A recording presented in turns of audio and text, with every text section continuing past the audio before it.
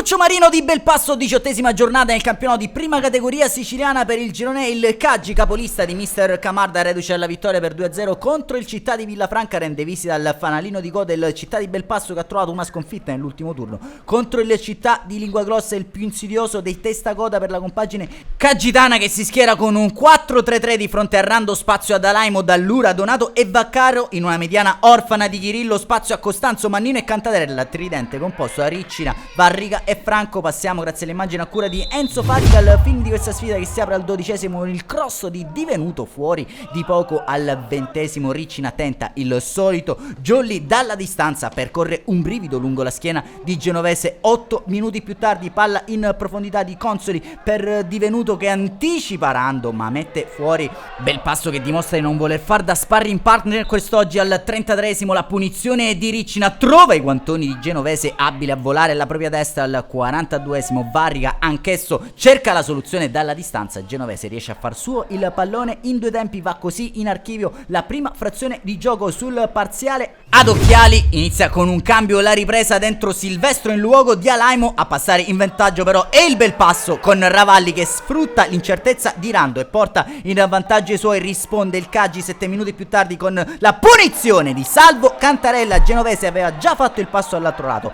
1-1 al Nuccio Marino di Belpasso. 2 minuti più tardi si gioca le carte Mazza e lo Iagono, mister Camarda in luogo di Dallura e Costanzo. 3 minuti più tardi è Franco ad assistere Vaccaro, il cross dentro giunge sui piedi di Varrica, abile a sterzare, saltare un avversario. Il mancino però trova i piedoni da parte di Genovese, forcing della compagine caggitana. Lo Iagono gira ancora una volta per Varrica, Genovese in un primo intervento, ancora Varrica, ancora Genovese, doppia parata miracolosa dell'estremo difensore del Belpasso, che dall'altro lato non disdegna le sortite offensive e qui produce un'ottima chance, prima con Mazza e poi con lo Iagono, che salvano la sfera a pochi metri dalla linea di porta. 81esimo, ancora Belpasso che punge in avanti con Sferrazzo, il destro viene alzato con i guantoni in corner da Rando. Dall'altro lato Vaccaro mette dentro per Varrica, non ne vuole proprio sapere però quest'oggi il bomber taorminese di trovare la via della rete dentro Cipolla in luogo di Franco. 2 minuti più tardi solita scucchiaiata di Cantarella per Riccina, non trova lo specchio di porta. 88esimo, Blangiforti fa tutto da solo, semina il panico tra le maglie caggesi, palla dentro per Borzi, riesce a salvare Vaccaro, resta lì il pallone ancora Blangiforti e poi riesce ad alleggerire la retroguardia di mister Camarda, che però si fa del male da solo. Lo Iagono spalanca il campo allo Presti, gioco di gambe poi allargata da Ravalli, Ravalli per Blangiforti, Blangiforti col mancino, arriva la beffa nel finale per il Caggi capolista, che cade sul campo del Belpasso. Inutile l'ultima occasione di Varrica, che non sortisce gli effetti sperati.